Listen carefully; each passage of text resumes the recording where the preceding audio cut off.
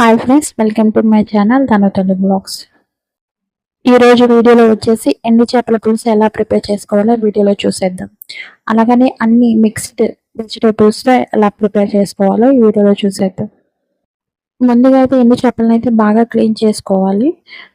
అందులో అయితే ఉల్లిపాయ పచ్చిమిర్చి వేసుకుని తర్వాత ఆలు కూడా ఒకటి కట్ చేసుకుని వేసుకోవాలి. అలాగనే ములక్కాడలు అలాగనే టమోటా కూడా వేసుకోవాలి. ఇవన్నీ వేసుకున్న తర్వాత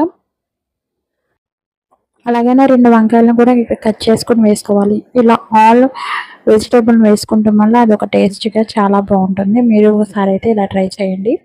తర్వాత అయితే కొంచెం పసుపు అయితే వేసుకోవాలి. అలాగనే మనకి టేస్ట్కి తగ్గదంత సాల్ట్ని కూడా వేసుకోవాలి, ఉప్పు. తర్వాత అయితే కారాన్ని కూడా వేసుకోవాలి. ఇక్కడ పులుసు కాబట్టి మనం కారం కొంచెం ఎక్కువగానే వేసుకోవాలి. తర్వాత కారం కూడా వేసుకున్న తర్వాత అయితే నూనె కూడా వేసుకోవాలి. నూనె కూడా కొంచెం ఒక 4 టేబుల్ స్పూన్ల దాకా అయితే నూనె కూడా వేసుకోండి. నూనె కూడా కొంచెం ఎక్కువ వేసుకుంటే టేస్ట్ అనేది చాలా బాగుంటుంది.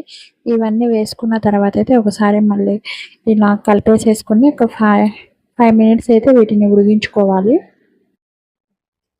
ఇలా 5 మినిట్స్ తర్వాత ఉడికిన తర్వాత చూడండి, ముక్కలన్నీ కొంచెం మగ్గి ఉడుకుతాయి. తర్వాత అయితే మనం ఇక్కడ పులుసుని అయితే పోసుకోవాలి. అది చింతపండు నానబెట్టేసుకుని ఇలా పులుసుని అయితే పోసుకోవాలి.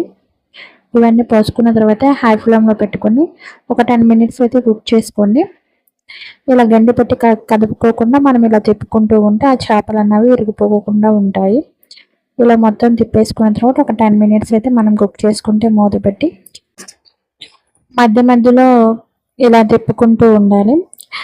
అలాగా పులుసు చిక్కబడిన దాకా మనం తిప్పుకుంటూ ఉంటే ఇలా కూర అయితే రెడీ అయిపోతుంది. ఎంతో టేస్టీగా ఉంటుంది. మీరు ఒకసారి అయితే ఇలా ట్రై చేయండి.